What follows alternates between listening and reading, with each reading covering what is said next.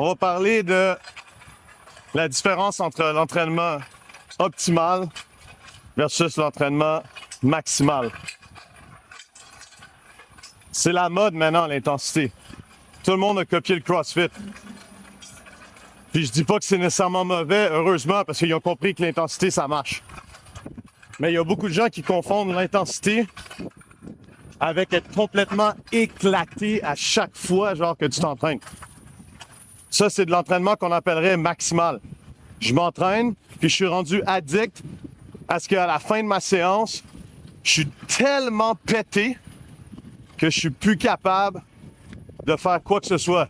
Faut quasiment que je prenne le reste de la journée off. Souvent, c'est parce qu'on s'entraîne à la fin de la journée, on a une journée stressante, puis c'est notre exutoire de juste terminer en étant complètement défoncé. C'est correct une fois de temps en temps de faire ça, mais il y a une grande différence avec l'entraînement optimal.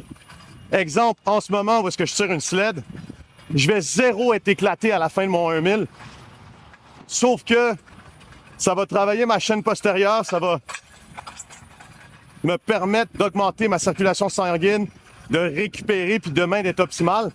Puis je le fais quand même.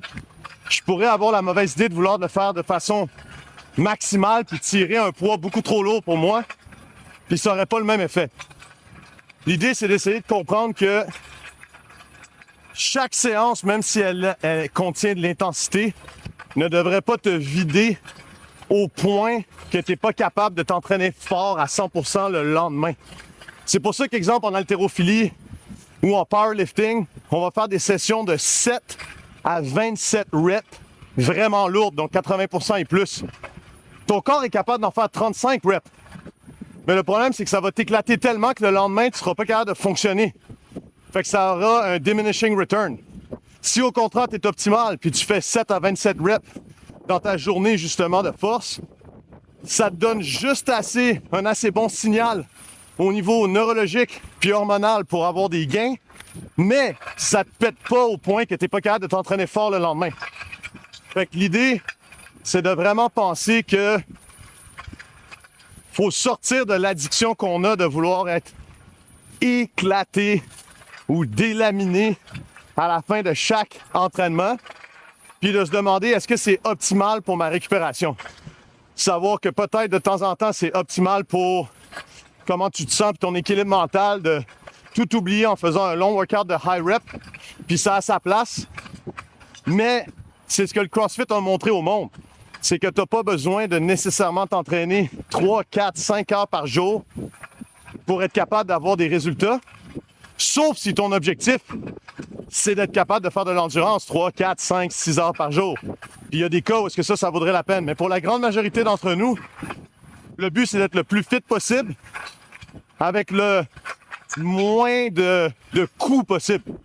Fait que pour diminuer ce coût-là, on peut augmenter l'intensité, diminuer le volume jusqu'à un certain point, puisque le volume est quand même important. Mais on va surtout essayer de penser à être optimal au niveau de toujours penser, est-ce que l'entraînement d'aujourd'hui, pour avoir des gains aujourd'hui, va m'empêcher de m'entraîner optimalement pendant les 2, 3, 4 prochains jours. Puis ça, c'est quelque chose à réfléchir parce que un entraînement solide par semaine puis d'être éclaté pour le reste de la semaine vaudra pas 5 ou 6 entraînements optimales toute la semaine, semaine après semaine. Fait que pensez-y. Let's go!